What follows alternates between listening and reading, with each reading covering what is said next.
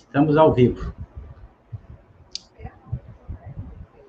Boa noite a você que nos dá a honra da companhia na noite de hoje, nos prestigiando neste evento promovido pela USE, União das Sociedades Espíritas Intermunicipal de Rancharia. Hoje nós temos a grata satisfação de receber conosco o nosso irmão João Máximo, da cidade de Cerqueira César. Mas antes que nós façamos aí a apresentação do nosso amigo, do nosso irmão, nós vamos pedir para o Valci, nosso secretário da USE, proferir uma prece de agradecimento por todos nós, fazer os seus cumprimentos também. Boa noite, Alexandre, boa noite para o Carlos expositor, boa noite aos amigos que já estão conosco, que já acessaram o link para a palestra da noite. Nosso agradecimento antecipado a todos vocês, ao amigo que aceitou a exposição desta noite, né? É com muito prazer e muita alegria que nós recebemos na nossa USE Intermunicipal Rancharia, através das lives, que já se tornou habitual, graças a Deus, dentro do movimento espírita, é o esforço de cada um de nós.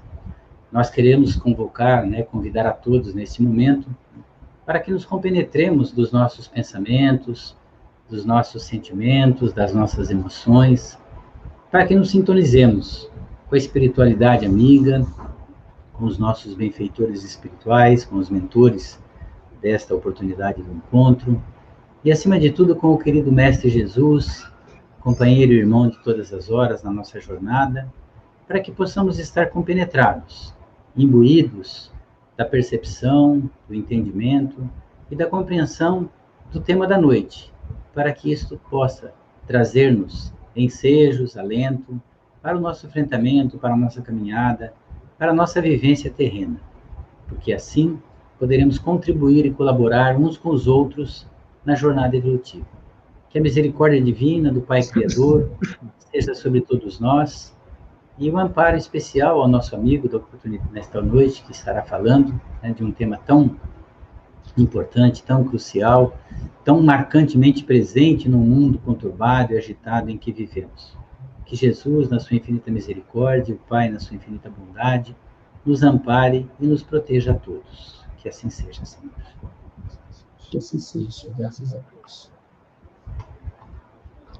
Quero novamente agradecer ao João, que carinhosamente e tão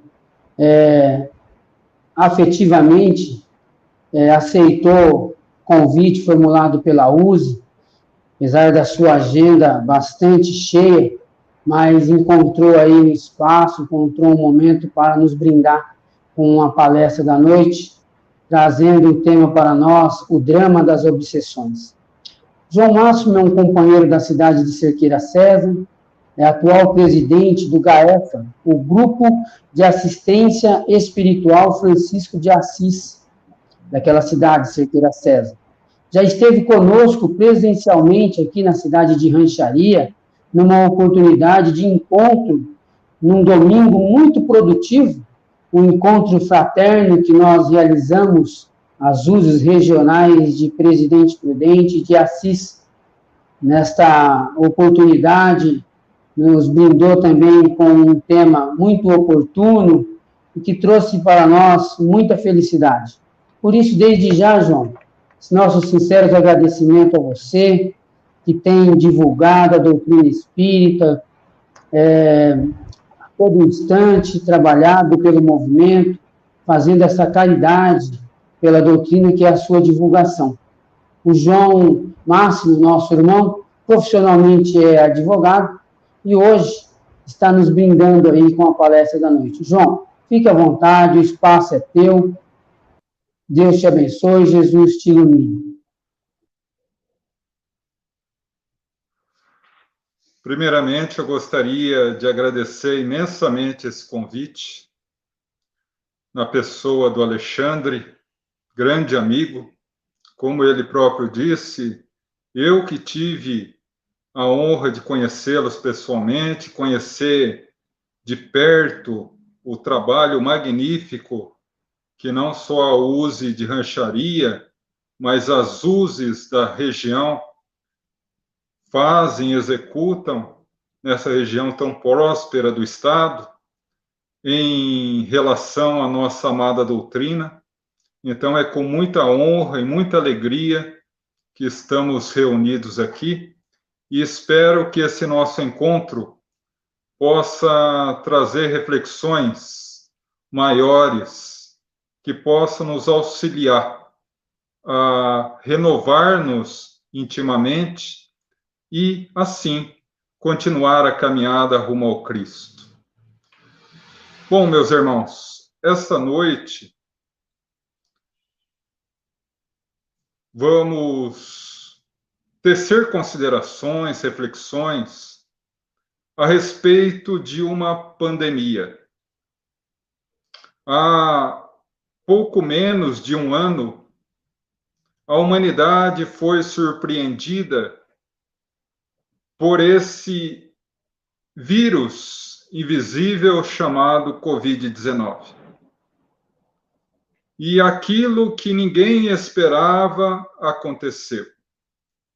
Estamos há quase um ano em uma situação de semi-quarentena, se podemos colocar assim, diante das necessidades e do impositivo de uma pandemia que se torna global. No entanto, hoje, eu gostaria de tecer reflexões a respeito de uma outra pandemia que se mostra tão mais grave e tão mais extensa do que a própria Covid-19.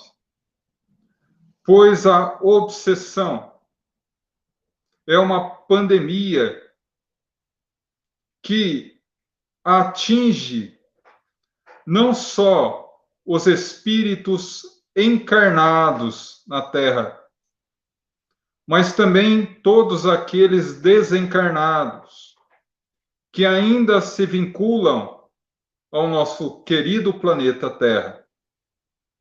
Pois ninguém, encarnados ou desencarnados, ainda vinculados a esse planeta, podem afirmar com certeza que nunca passaram, não estão passando, ou nunca passarão por algum tipo de obsessão.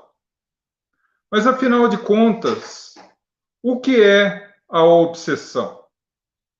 O assunto se reflete de tal gravidade, de tal importância, que em 1861, quando Kardec traz a lume o livro dos médiuns, ele reserva um capítulo inteiro, o capítulo 23, ao estudo e aprofundamento das obsessões.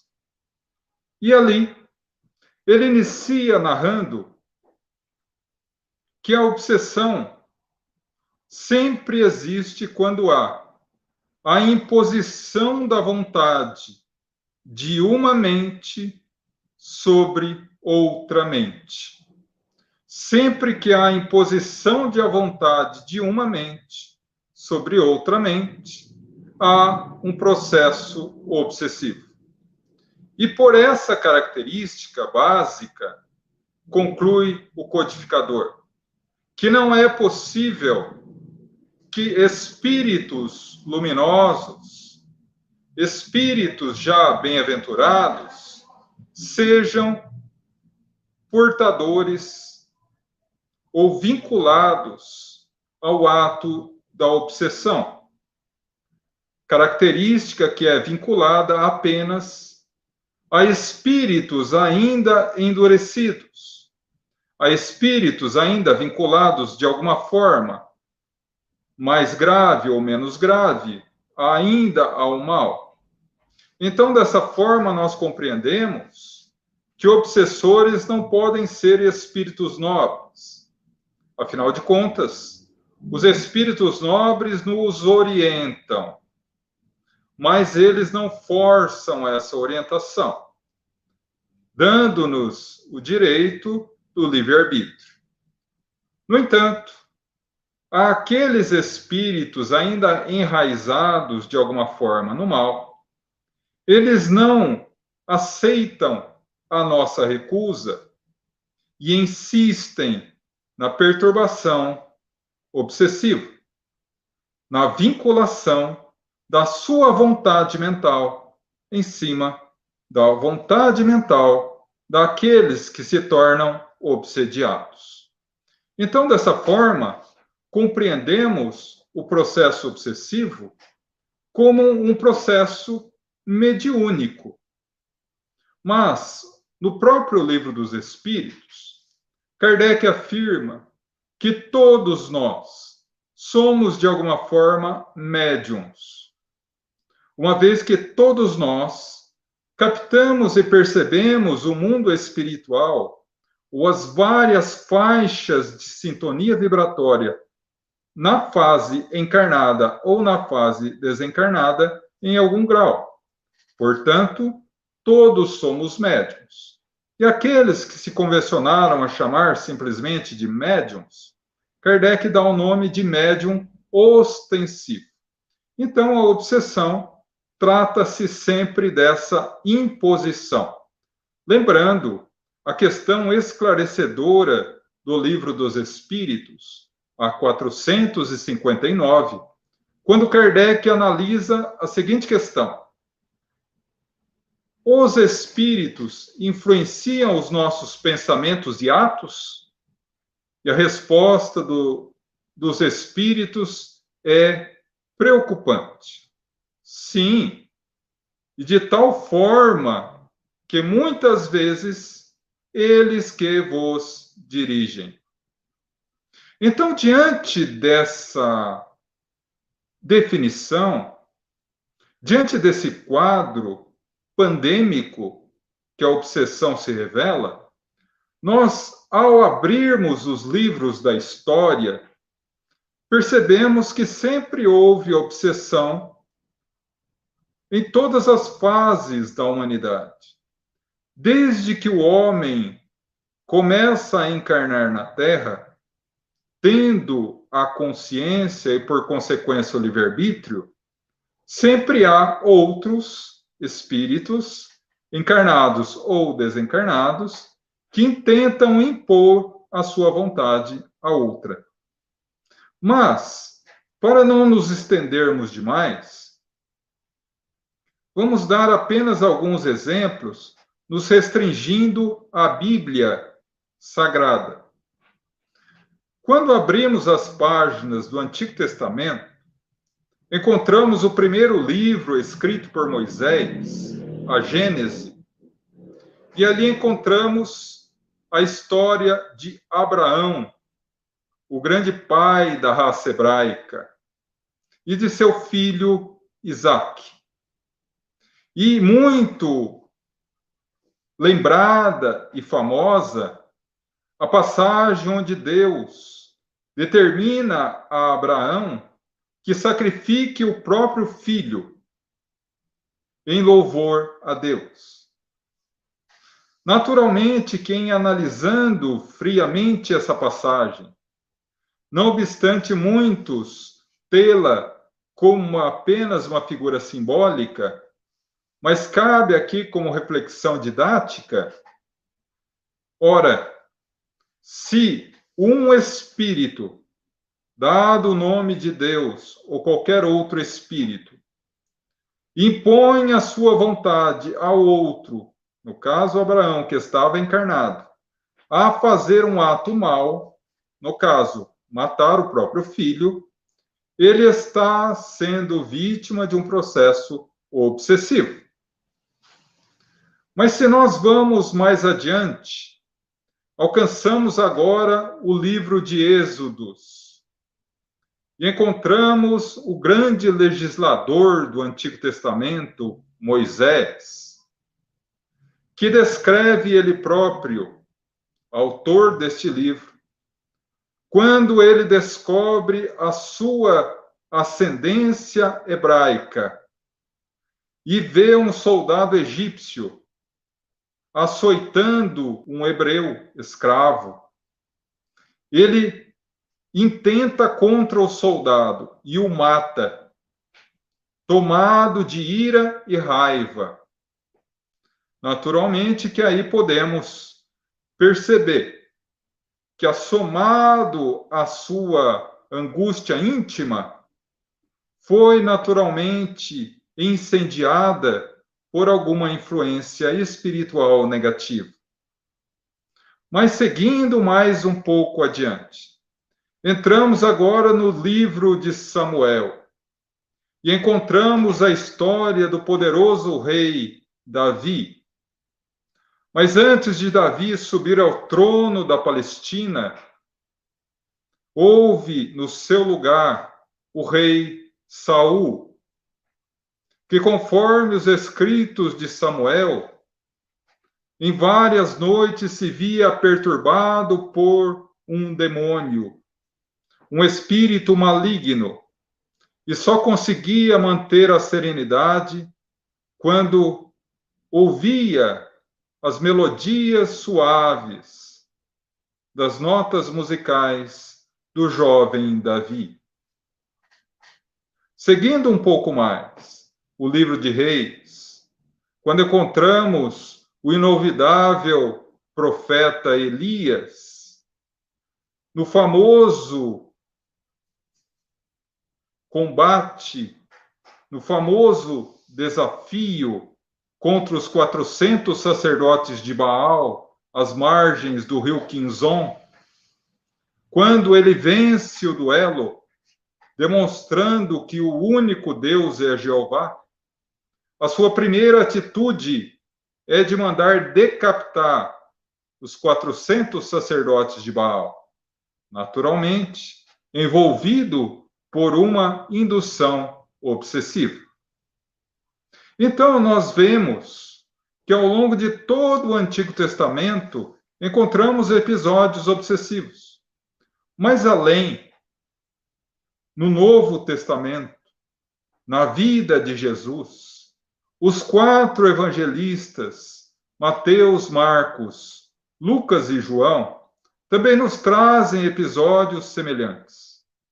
Basta recordar a ex-prostituta de Magdala, Maria, que era conhecida na população da sua cidade como aquela que era atormentada por 7 demônios. Ou como esquecer o lunático menino que foi curado pelo Cristo no sopé do Monte Tabor, quando Jesus diz: espírito surdo e mudo, sai dele. Ou até consoante as letras de Mateus, quando ele nos recorda a passagem de Jesus pela terra dos Gerasenos, salvando o enlouquecido que era vitimado por legião. Ou ainda, Marcos, quando nos narra a passagem da cura da mulher, que por ser influenciada por um espírito por várias décadas, andava envergada. Então nós vemos que a história do Velho e do Novo Testamento nos traz exemplos claros de processo obsessivo.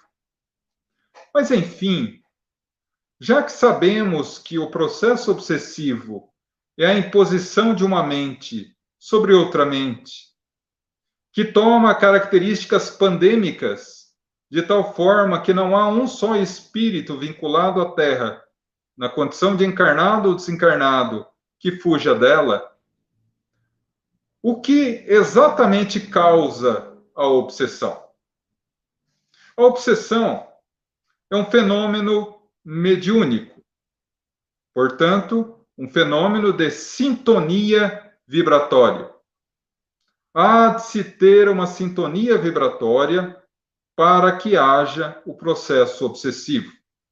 Há necessidade, para termos mais práticos, de se colocar a tomada no plugue da parede, para que ali, conectados, passe a corrente elétrica.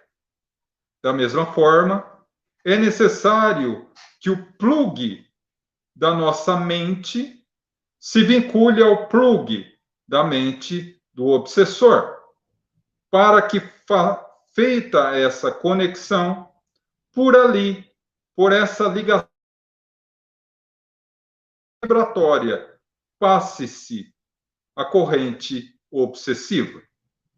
Então, naturalmente, que sendo assim o mecanismo, há necessidade de abrirmos guarida em nosso íntimo psíquico para que a obsessão ocorra.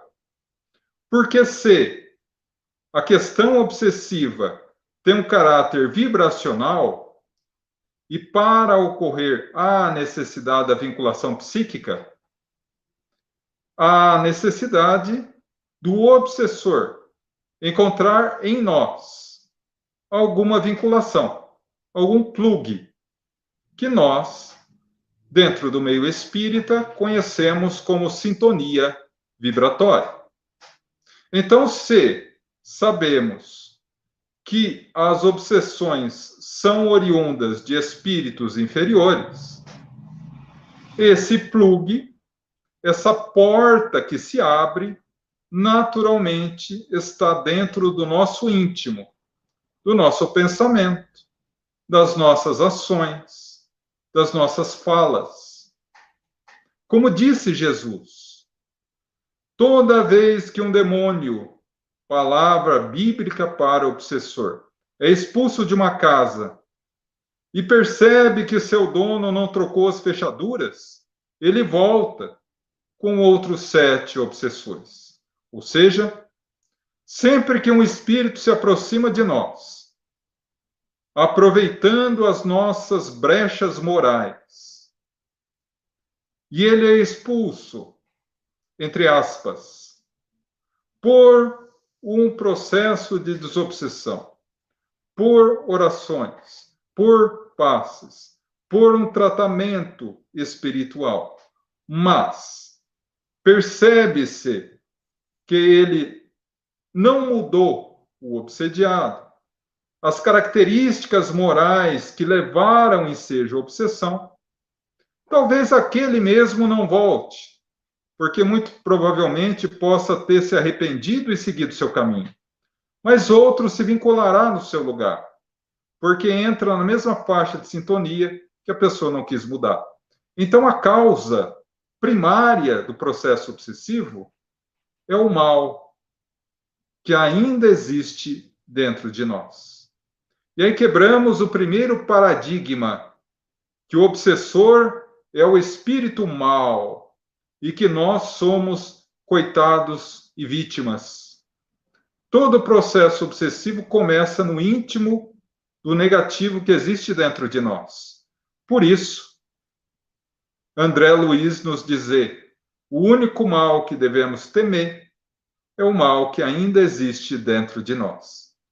E quando analisamos as características morais dos espíritos que vivem vinculados à Terra, a sua esmagadora maioria, por se tratar ainda de um planeta de provas e expiações, ainda tem o mal dentro de si, sendo que uma grande parcela dessa população ainda é dominada pelo mal.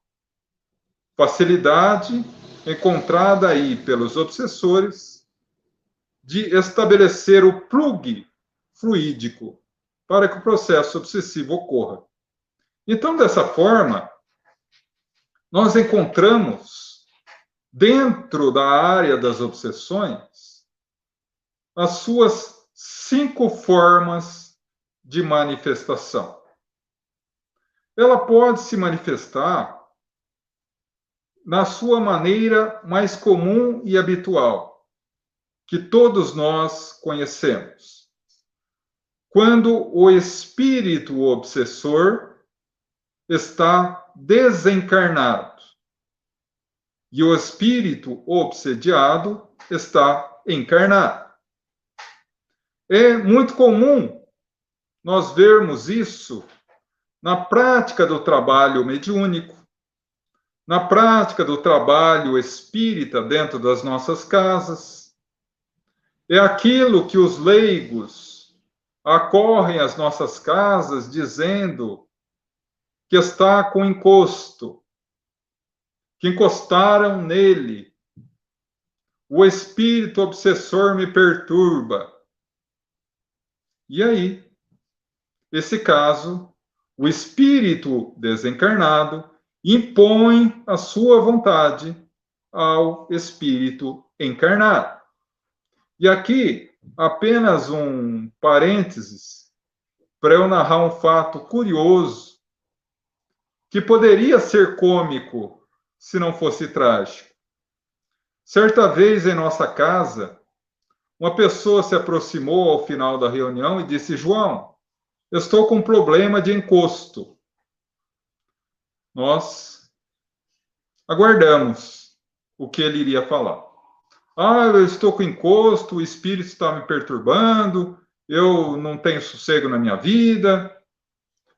Propomos a ele um atendimento fraterno, propomos a ele uma terapia de passes, propomos a ele a bênção da leitura e do conhecimento do Evangelho de Jesus através do estudo, através das palestras. Propomos a ele a prática do Evangelho no lar, propomos a ele o trabalho mediúnico propriamente dito, de desobsessão. Pois bem, saiu confiante, renovado até. Dali a um mês, ele retorna, com aquela cara fechada, típico da pessoa que comprou um produto estragado e veio reclamar com o vendedor.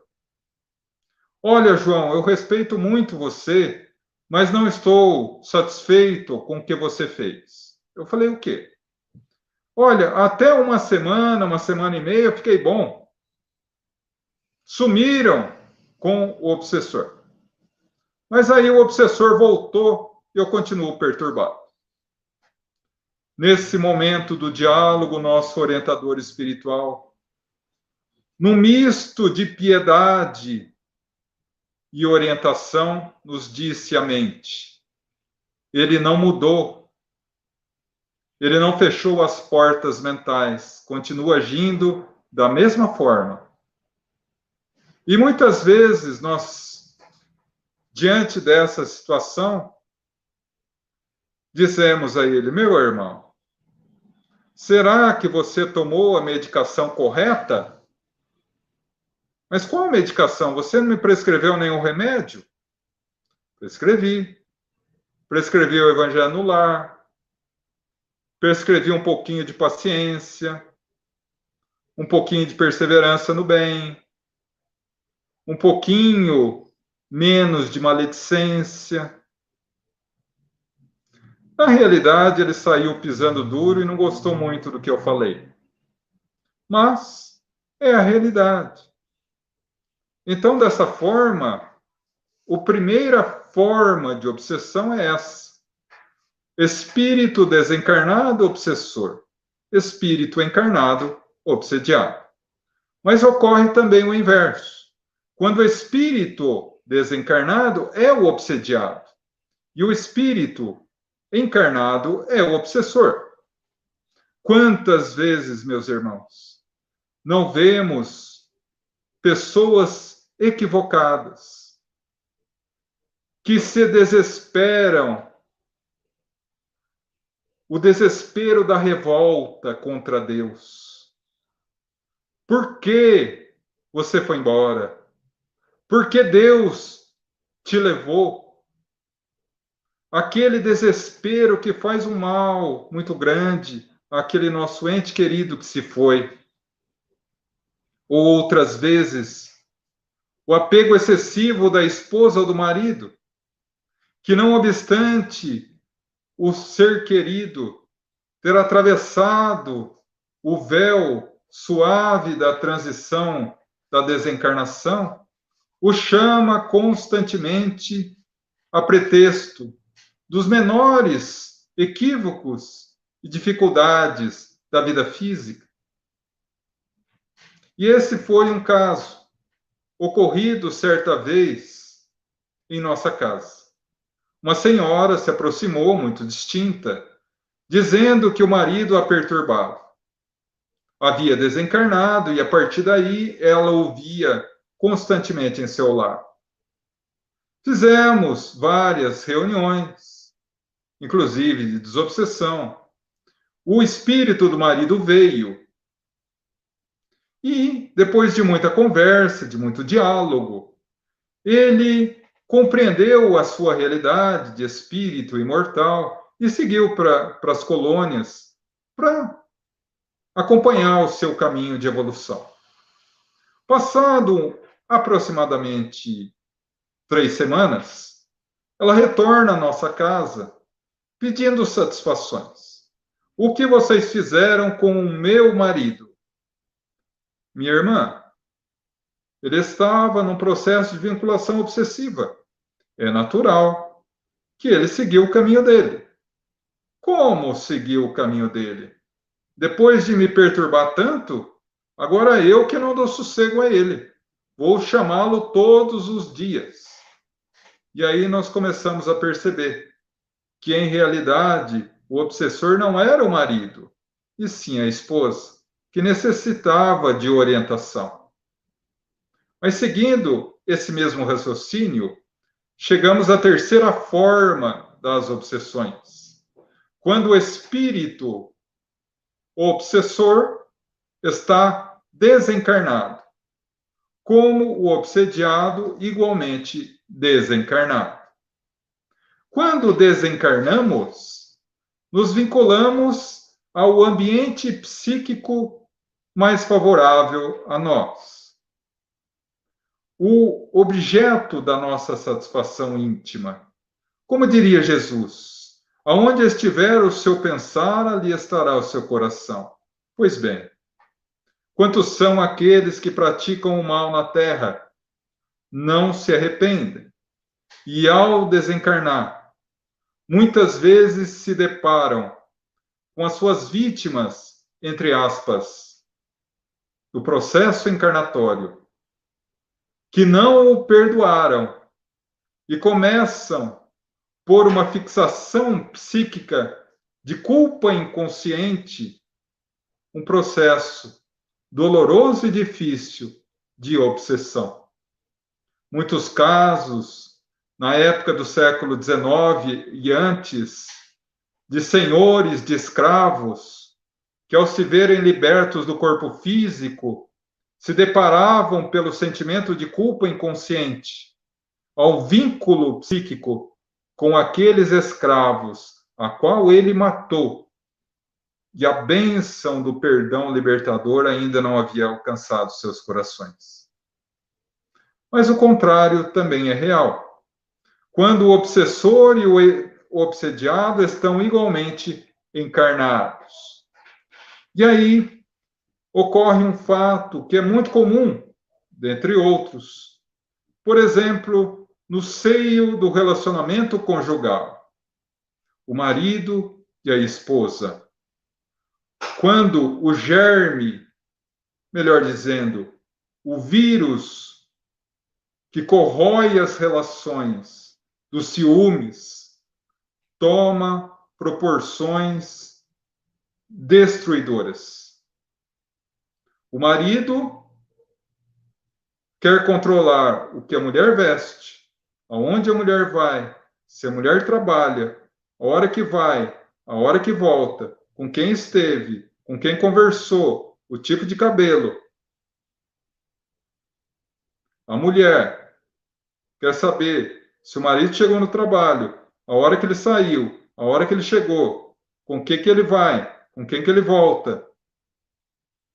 E aí, muitas vezes, eu vejo no Facebook publicações a respeito do WhatsApp, por exemplo, meus irmãos. Ah, se a minha esposa souber o que eu tenho no WhatsApp, o casamento acaba. Porque realmente não há amor. Pode ter tido um casamento por qualquer outro motivo, mas aonde há ciúmes, é base ou é sinal de que está estremecida a relação. Ambos ou um dos membros da relação é obsessor do outro. Outro caso, amigos de trabalho. É muito meu amigo, mas quando eu começo a me relacionar com amizade com outra pessoa, ele já fecha a cara, ele já emburra comigo. Por que você está dando bola para ele e não para mim? Eu não sou seu amigo? Como se nós não pudéssemos ter outras amizades. Ciúmes, apego, obsessão, impondo a sua vontade sobre a vontade do amigo, da esposa, do marido, do filho, do pai, nas relações familiares, sociais de uma forma geral. Mas temos também, talvez, a pior de todas, e aquela que gera todas as outras, a auto-obsessão. Quando o obsessor e o obsediado se revestem no mesmo indivíduo. É aquele indivíduo que nunca está satisfeito com nada. Sempre está depressivo. Sempre está irritado. Tudo lhe é motivo para reclamações. Se está com sol, gostaria que chovesse. Se está com chuva, gostaria de sol. Se é alto, quer ser magro. Se é magro, se é alto, quer ser baixo. Se é baixo, quer ser alto. Se é magro, quer engordar um pouco. Se é um pouco gordinho, queria tanto ser magro.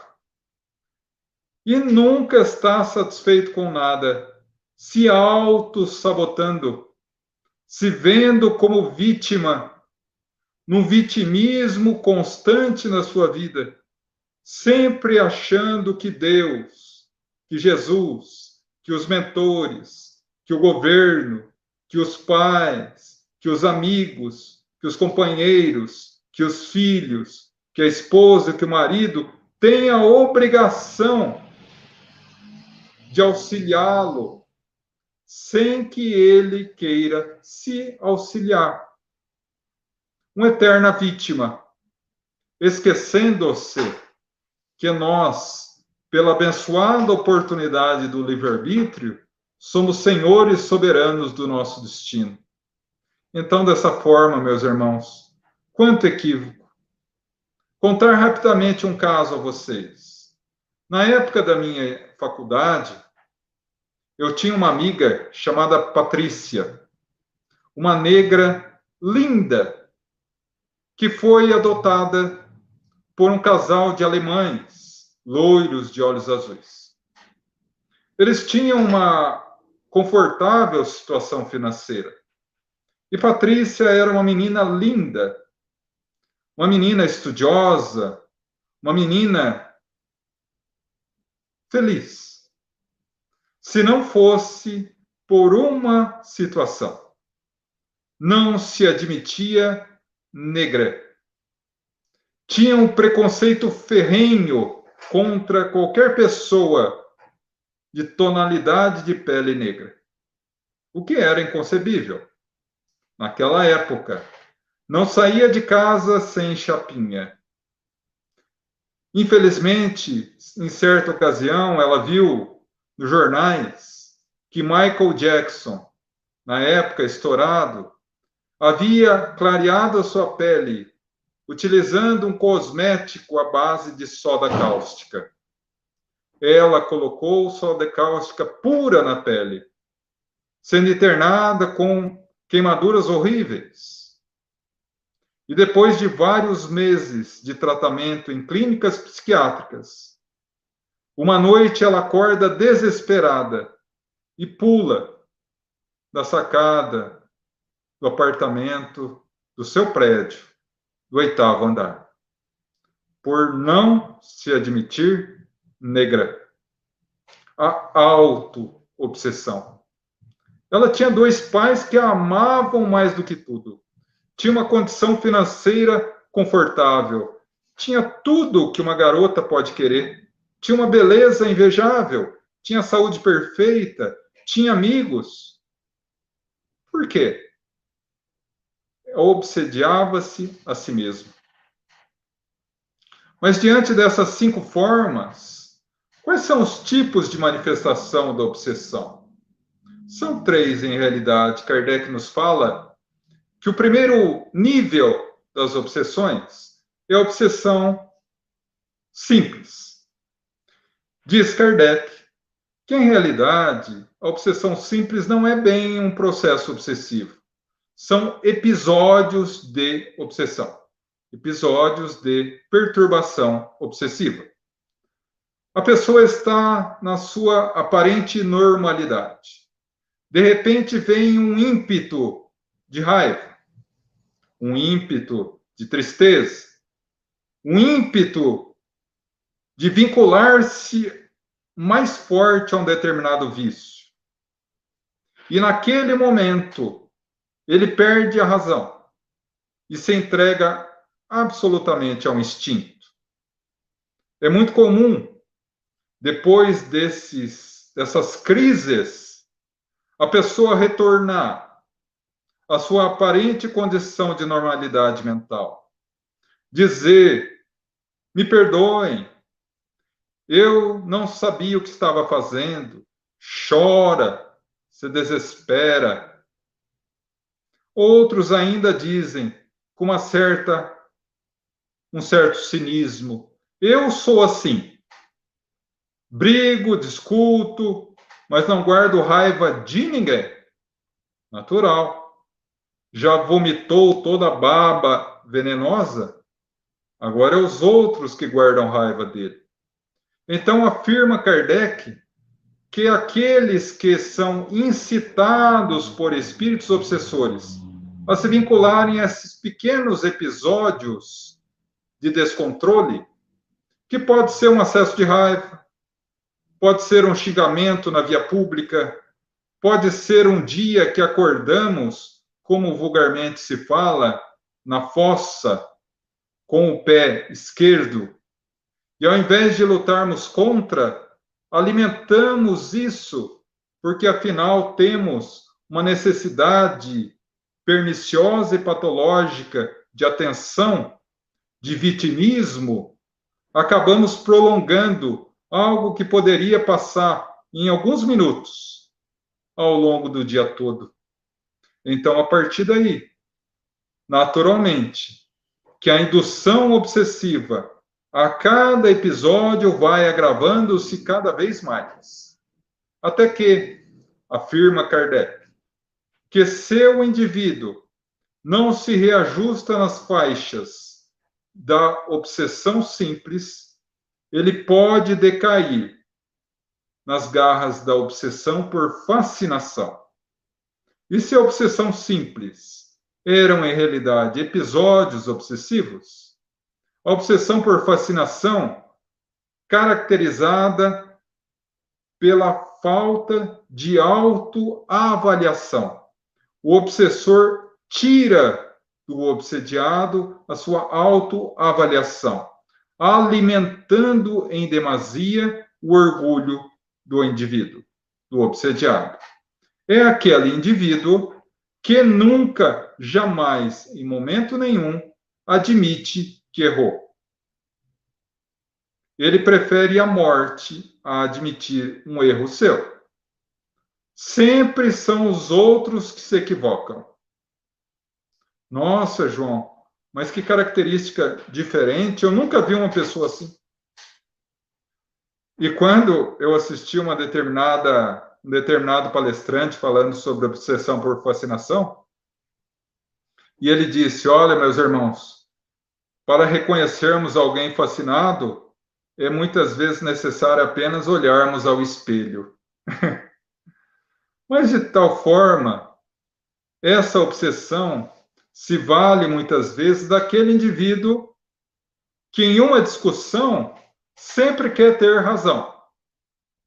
E nós, espíritas, sabemos que em todos os processos de relação, sempre somos convocados a decidir se queremos ter razão ou ter tranquilidade. porque os dois raramente conseguimos. Então, são aquelas pessoas que colocam a culpa em tudo, menos nelas próprias. Nunca assumem as suas responsabilidades. E por isso, conclui Kardec, ser o obsediado de mais difícil trato e tratamento, pois ele não se considera doente. Doente e perturbado estão os familiares, os amigos, os companheiros. Ele, não, de forma nenhuma. E daí, ser tão difícil e delicado o tratamento? Kardec afirma ainda que quando o fascinado é médium, trabalhador da casa espírita, muitas vezes ele admite que o único que tem razão é o seu mentor espiritual.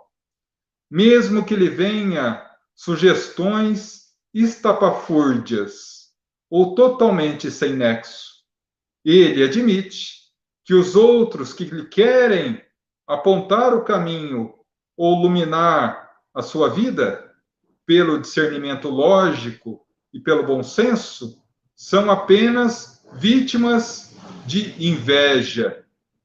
E muitas vezes é tentado pelos obsessores a sair da casa espírita, onde poderia ser auxiliado, e começa, muitas vezes, praticar trabalhos mediúnicos em casa, sob indução obsessiva, na maioria das vezes. Então, meus irmãos, ainda não é o último degrau, pois Kardec afirma: aqueles que de alguma forma não são auxiliados ou não se regeneram na condição da fascinação, caem naquilo que Kardec chama de subjugação e que a Bíblia chama de possessão, que Kardec resolveu muito sabiamente modificar a palavra, porque possessão dá a entender que o espírito domina ou entra dentro do indivíduo, o que absolutamente não é a realidade, conforme sabemos pelo Livro dos Médiuns. Mas, se na obsessão simples são episódios, se na fascinação são o fato do obsessor retirar a autoavaliação, na obsessão por subjugação, o obsessor já está com um nível de força mental e de controle do obsediado que ele lhe tira a vontade. Ele já não tem forças morais para lutar contra a indução obsessiva.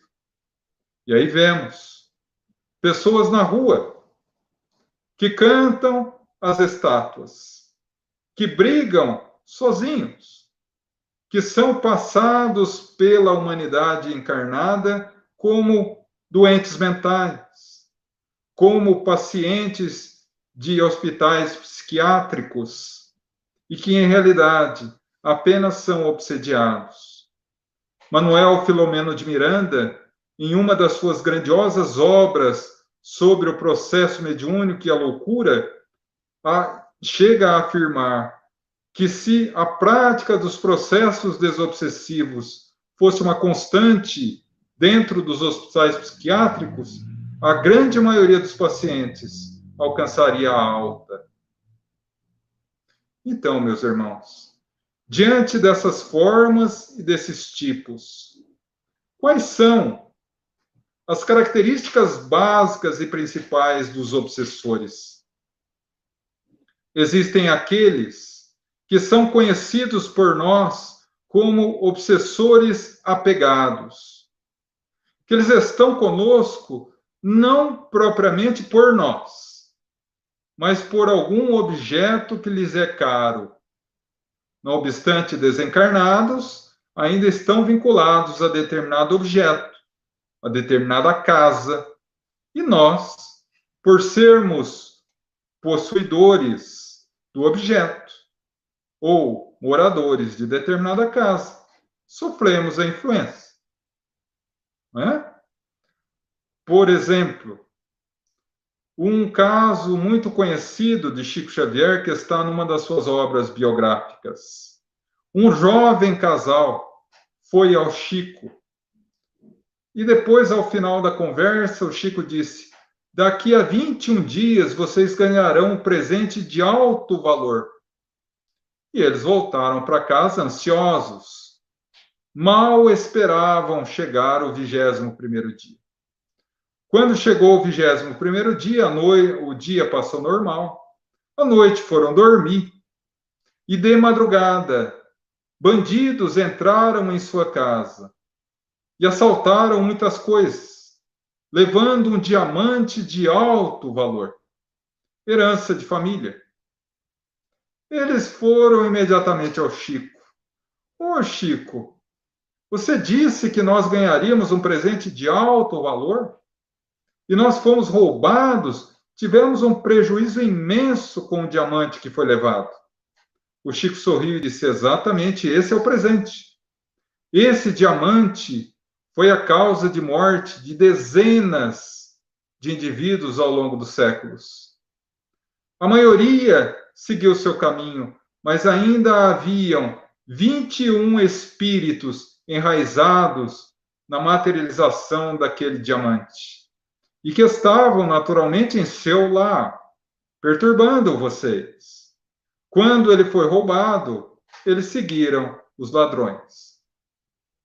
E meio a contrassenso, meio com um sorrisinho amarelo, porque em realidade, entre os bens do céu e os bens da terra, ainda gostamos muito de abraçar Mamon, eles falaram: ai, que graças a Deus, né, Chico?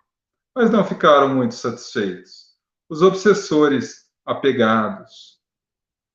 Mas há também aqueles tipos de obsessores que nós poderíamos conhecer como viciosos, ou, segundo a literatura de André Luiz, mais propriamente a partir do seu primeiro livro, Nosso Lar, os vampiros, que não sugam sangue, mas sugam energia. São aqueles que levaram a sua vida escravizados por um determinado vício, seja ele a bebida, seja ele o cigarro, seja ele as drogas, seja ele o sexo desregrado, seja ele qualquer tipo de vinculação exagerada ou viciosa. Ao perderem o corpo, já não tem mais o veículo carnal para satisfazer a sua vontade, mas como o vício é da mente, eles ainda mantêm a vontade. E aí o que fazem? Não tendo o próprio corpo, se utilizam de irmãos encarnados para satisfazer o seu vício. Então utilizam de pessoas como verdadeiros copos, como verdadeiras piteiras de cigarro, como verdadeiros veículos sexuais, como verdadeiras seringas de injeção de drogas, e etc. Por isso que é tão difícil largar um vício. Não é apenas a fixação do vício orgânico, ou a fixação emocional do vício, a dependência psíquica e química, mas também há aqueles espíritos obsessores que, ao lado do vitimado pelo vício, querem manter a todo custo a sua condição atual. Mas temos também aqueles que são nosso patrimônio do passado. Somos espíritos imortais. Temos, nas palavras de André Luiz, séculos sem conta atrás de nós e milênios sem fim diante de nós. Então é natural que tragamos a esta existência amigos, verdadeiros tesouros no coração. Mas é natural também que tragamos espíritos que reencarnam conosco que não gostam de nós, desafetos que muitas vezes estão no nosso próprio seio familiar, e outros que vivem no mundo espiritual a nos perturbar. É natural. Como resolver? lembrando do mecanismo que todo o processo obsessivo se dá através da vinculação vibratória, vibrar mais alto, pagar o mal com o bem, perdoar 70 vezes 7 vezes, ou como Jesus disse, oferecer a outra face. Mas como é duro matar o orgulho e o egoísmo dentro de nós.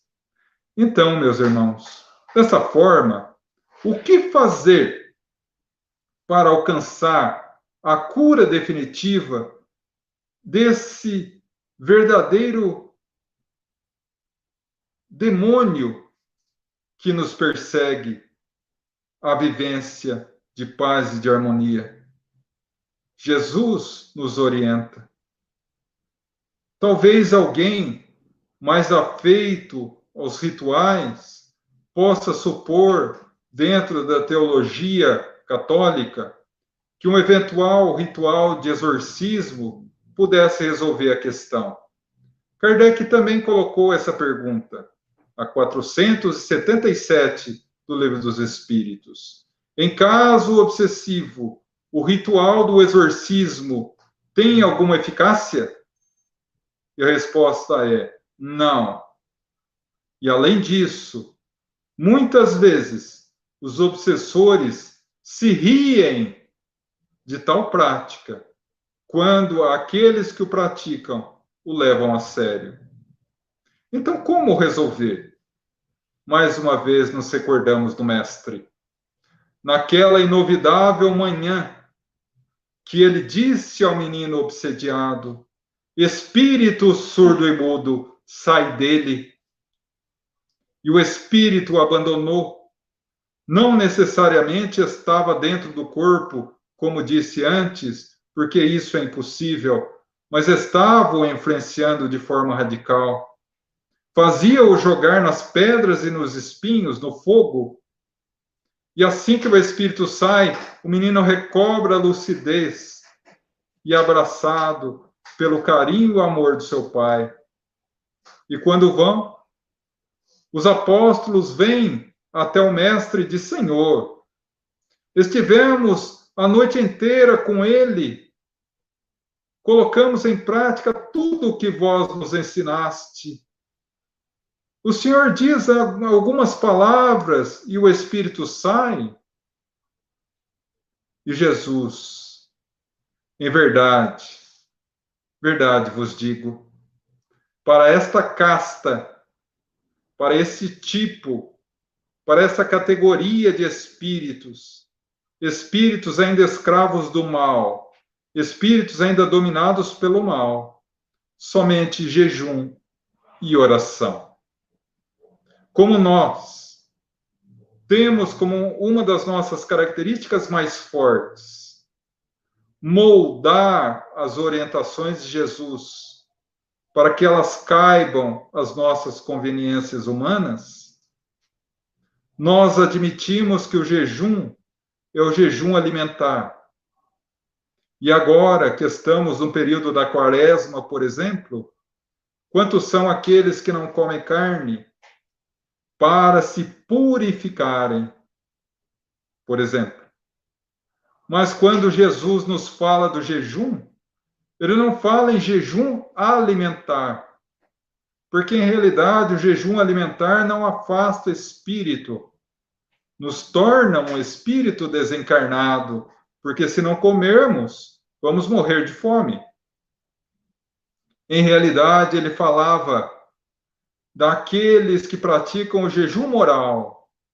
Não é parar de comer, é parar de errar, porque quanto menos se erra, mais autoridade moral se tem contra os espíritos inferiores, que só ouvem a voz do amor. Como diria o apóstolo Pedro, numa das suas grandes cartas, só o amor cobre a vastidão de pecados do mundo. Então, pratiquemos o jejum moral. Já 1500 anos antes de Jesus, Moisés vinha nos alertar através das tábuas dos mandamentos da lei, que tem no seu terceiro item, lembrar de santificar o dia de sábado, que os judeus até hoje compreendem como Shabat, o dia da conexão com Deus, o dia de se desvincular das coisas mundanas e se ligar a Deus. E Jesus nos reafirma essa proposta no processo mais sublime de desobsessão, desvincular-nos dos erros que ainda nos prendem à terra e praticar a vinculação a Deus, a única forma de alcançar a autoridade moral. Mas aliado a isso, a oração, que não é a reza de simplesmente declamar uma prece decorada sem sentimento. Isso não é oração. Isso não é vinculação a Deus. Porque muitas pessoas oram, ou imaginam que oram, declamando o Pai Nosso, a Ave Maria, a prece de Cáritas, ou qualquer outra, com o pensamento longe dali, não resolvendo nada. E lembramos mais uma vez de Chico Xavier, quando lhe é perguntado qual a melhor, mais bela prece que existe. Ele sorriu e disse: "Ah, meu filho, quando sai do coração, um simples me ajuda já resolve. Porque antes que esse me ajude chegue ao teto da nossa casa, os espíritos sublimados de Jesus já estão ao nosso lado para nos amparar." E Jesus nos orientava a oração do coração. Saia da mente, seja luminosa ou banhada pela luz do nosso sentimento nobre e saia pela nossa boca como um foco de luz. Aí sim estaremos praticando a verdadeira desobsessão, não apenas em relação ao outro, mas em relação a nós próprios, que ainda sofremos com os equívocos que trazemos no nosso próprio coração. Se a obsessão nos traz características tão dolorosas, tão difíceis, nos impondo o sofrimento e a dor, vamos nos recordar do Mestre na cruz, dando a última e mais gloriosa lição: Pai, perdoa, eles não sabem o que fazem.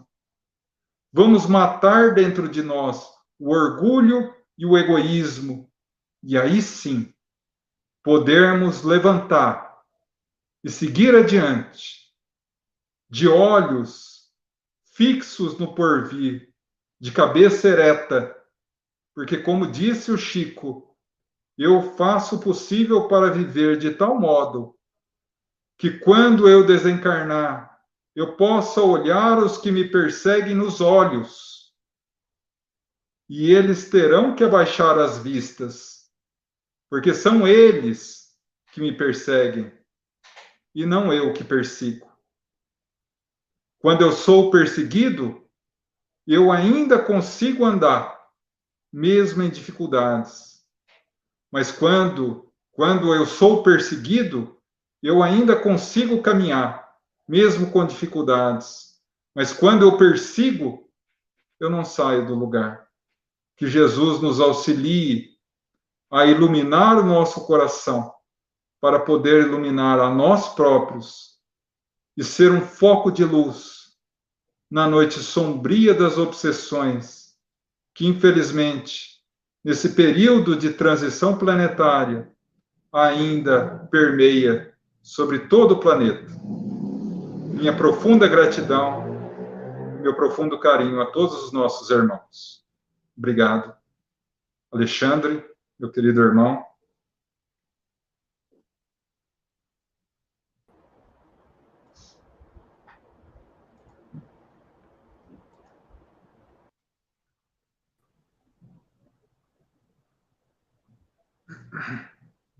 Nossa gratidão eterna a você, João, que de forma tão didática, e com uma riqueza imensa, nas palavras, nos trouxe tantos ensinamentos, tanto aprendizado. Eu quero também aqui, em nome da USE, Intermunicipal de Rancharia, agradecer a todas as manifestações pelo chat, companheiros de várias localidades aqui na noite de hoje, prestigiando a palestra do nosso irmão João Máximo, se manifestaram, trazendo também o seu carinho, o seu sentimento de afeto. Com certeza, uma oportunidade muito rica de aprendizagem, de conhecimento. Já fica aqui, João, o nosso convite, assim que passarmos por esse momento de distanciamento social, você vai vir pessoalmente em Rancharia novamente nos brindar com mais uma oportunidade de aprendizado, de confraternização. Por isso, nossa eterna gratidão a você, que nos brindou com um tema tão valoroso como o de hoje, e que tanto nos auxilia. Muito obrigado, Alexandre, a todos os irmãos da USE Rancharia, a todos os companheiros que estão conosco, minha profunda gratidão. Encontrei um grato presente aí na USE de Rancharia, nossos irmãos de Assis também. Quando estive aí, a grata surpresa de ter tantos corações amigos que acabaram entrando no meu coração. Então, com toda a certeza, assim que passarmos essa tormenta, estaremos reunidos para aquele abraço vigoroso. Que assim seja. Irmãos, eu peço licença a vocês para encerrar esta oportunidade, a este encontro, proferindo uma prece por todos nós. Deus, nosso Criador, Jesus, Mestre amado, Governador planetário, Ismael, nosso anjo protetor do Brasil e todos os seus prepostos, o nosso sentimento de gratidão por todo o amparo, por todo o socorro a que tem nos envolvido no planeta Terra, no nosso Brasil. Que possamos, com os conhecimentos adquiridos na noite de hoje, trilhar uma caminhada nova, rumo a esta reforma íntima, a essa transformação moral. Pois só dessa forma, através da educação dos sentimentos, é que nós conseguiremos nos libertar dos obsessores e de nós mesmos como obsessores e dos obsediados. Por isso, que possamos assim, nesse esforço, sermos hoje melhores que ontem, amanhã melhores que hoje, e assim sucessivamente, até que possamos atingir a perfeição que nos é permitida num planeta de regeneração. Que os nossos pensamentos se transformem em ações vivas no bem dos nossos irmãos.